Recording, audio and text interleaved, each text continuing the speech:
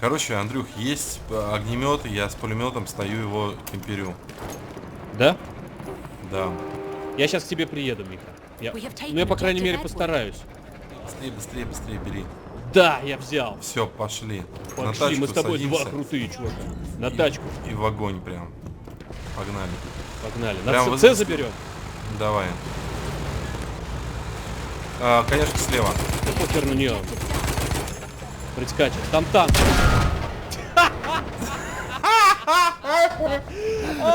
Это два крутых чувака, да? Два Андрюха, крутых чувака. Просто Только выносят у нас один. такое может быть. Только схема Rage. Взяли огнеметчика и пулеметчика, двух бронированных чуваков и заваншотились. И слились просто. На тетке резаемся.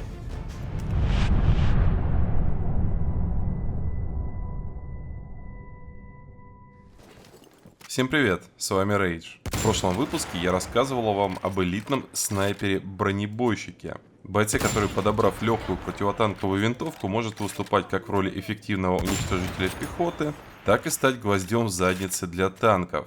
А сегодня мы поговорим о пулеметчике, названном в игре «Часовой». И это название дано ему не случайно. Давайте разберемся почему.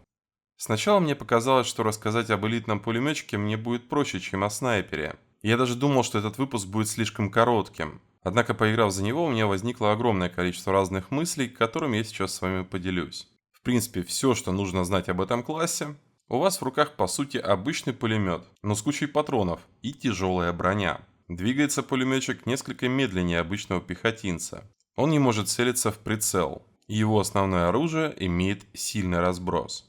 Несмотря на то, что пулемет в руках выглядит весьма грозно, его урон сопоставим с обычным автоматическим оружием.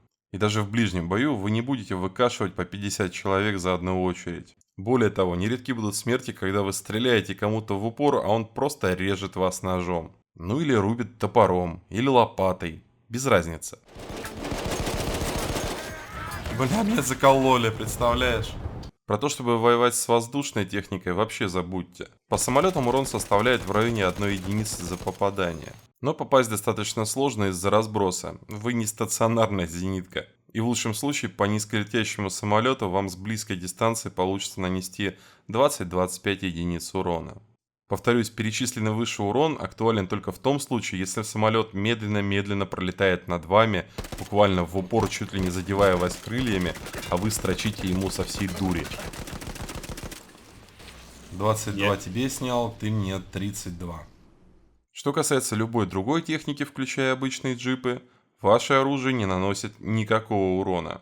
Разве что из открытого транспортного средства, вроде джипов, вы можете выбить их пассажиров. Но здесь должно очень сильно повезти. Какая? Моральная? Миша, давай, давай. Миша, рейдж. Мне нужна помощь. Рейдж рулит. Да что это такое? Что это? Я вот сейчас запишу. Что это? Как он Это столько батла. жил? Это батла. Это батла. Причем бета. Я в упор из пулемета в него херачил. Часовой — это не класс нападения. Наибольшую эффективность он показывает именно в обороне. В идеале, играя за часового, вы с парой друзей обороняете либо захватываете точки. Захват в данном случае предполагает не ворваться на точку улюлюкая и поля во все стороны, а планомерно, шаг за шагом, выдавливая противников с точки. Буквально здание за зданием, комната за комнатой, коридор за коридором. Только так. В данном случае вы даже не кулак этого прорыва, скорее вы его плечо, вы его основа. Именно благодаря вашей живучести вы можете выступать в качестве мобильной точки респауна для вашего отряда. Однако это не значит, что вам всегда нужно отсиживаться на задних рядах. Когда ваши напарники живы, вы легко можете выступать вперед, беря огонь на себя. При этом ваш отряд будет отстреливать тех, кто увидел вас и кинулся в вашу сторону, словно на красную тряпку. А поверьте, такое будет почти всегда. Однако в случае опасности или получения более 30-40% урона, имеет смысл отойти в ближайшее здание и отличиться. Желательно, чтобы у вас в отряде, а еще лучше на голосовой связи с вами был медик. Это все несколько ускорит. Небольшая передышка и снова в бой. Здесь важно знать. Избегайте встреч с любой техникой. Избегайте встреч даже с конницей. Страж очень медлителен. Он имеет реально очень мало шансов избежать колес, гусениц или даже копыт противника. Ну, в смысле, копыт лошади противника. Также старайтесь чаще оглядываться. Против штыка или даже дубинки вы ничем не защищены. Так что имейте всегда за спиной или надежного товарища, или не менее надежную стену. Однако это даже не все угрозы, которых стоит избегать. Если против автоматической очереди или даже более крупного калибра, вроде обычных снайперских винтовок, вы можете продержаться почти всегда, то против штыка, любой взрывчатки, огня или газа вы совершенно бессильны. А низкая скорость передвижения не раз заставит вас сыграть в игру «Попробуй-ка убежать от гранаты». И далеко не всегда в этой игре вы будете победителем. Ну а еще пулеметчик очень боится противотанковых ружей, элитного снайпера и, разумеется, огнеметчика. Так что, боец, запомни 3 простых правила, которые стоит соблюдать всегда. Первое. Смотри за своей спиной. Второе. Смотри под ноги. Ну и третье. Всегда имей план отхода. Это самый главный пункт на самом деле. В целях экономии вашего времени я не буду перечислять урон по пулеметчику и всех типов стрелкового оружия. Хотя мы и провели такие тесты, опять же, спасибо Владу. Все, что нужно здесь знать, вы без проблем переживете встречу с одним или даже 3 пехотинцами на средней или даже близкой дистанции. На дальней дистанции вы можете выдержать вообще до хрена урона, по-моему, может полкоманды стрелять, и вы спокойно куда-нибудь сможете убежать. Так что если вас не закидали гранатами, вы совершенно спокойно сможете отойти в безопасное место и перевести там дух. Даже против стационарных пулеметов и пулеметов, установленных на технике, вы сможете продержаться достаточно долго. Однако, любой урон по области, например, сплэш от взрыва гранаты или снаряда, наносит пулеметчику такой же урон, как обычному пехотинцу, то есть, вероятнее всего, летальный. Прямое попадание снарядом или очень близкий сплэш-урон, соответственно, тоже убивает. Гранаты, газ и огонь – та же история. Причем имейте в виду, противогаза у вас нет. А вот, например, дробь, включая не только дробовики в руках бойцов, но и установленный на модифицированный легкий танк, не наносит никакого урона вообще. Так что, ребят, с дробовиками не бойтесь. Самое плохое, что они могут вам сделать, это кинуть гранату под ноги. Ну или опять же, дубинкой по голове бам, ну и все. Я специально некоторые вещи повторяю по несколько раз, потому что их реально важно запомнить. Также необходимо знать, что для пулеметчика не существует хедшота. То ли потому, что у него мозгов нет, то ли потому, что у него хорошая каска.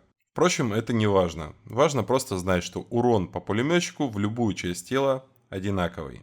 Это, кстати, будет полезно знать и тем, кто пытается убить пулеметчика. Не пытайтесь поставить ему хедшот, это бесполезно. Вообще, я для себя поставил небольшой челлендж. Сыграть за пулеметчика хотя бы 30-0. Ну или если повезет 50-0, хватило бы патронов. Их, кстати, 1000 штук даются, я не помню, сказал об этом или нет. И патроны, кстати, можно пополнять. А время появления через 5 минут после смерти предыдущего. Без фанатизма, но я попробую это сделать, и если получится, вы увидите это на моем канале. На мой взгляд, пулеметчик самый слабый и наименее опасный из всех элитных классов. От него, в отличие от огнеметчика, ну или снайпера, почти всегда можно убежать, ибо дикий разброс не позволяет ему убить вас очень быстро. На дистанциях больше 20 метров вы вообще будете ощущать себя Нео из Матрицы. Только в вашем случае даже уворачиваться не потребуется, там такой разброс, что просто ничего не попадет. Хотя, знаете, рандом это такая штука, не заигрывайтесь. Но на более близких дистанциях вы имеете все шансы вскрыть эту консерву любым подручным предметом.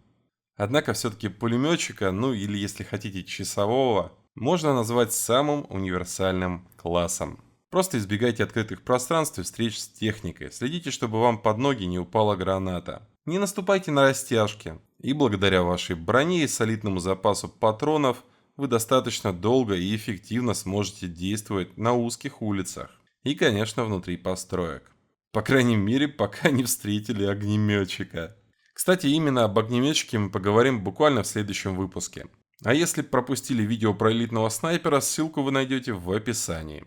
Спасибо за ваши лайки, это не только приятно, но и помогает найти мои видео другим людям. А любому автору приятно, когда его работу могут оценить как можно больше людей. Подписывайтесь, если вы здесь впервые, с вами был Рейдж, всем пока!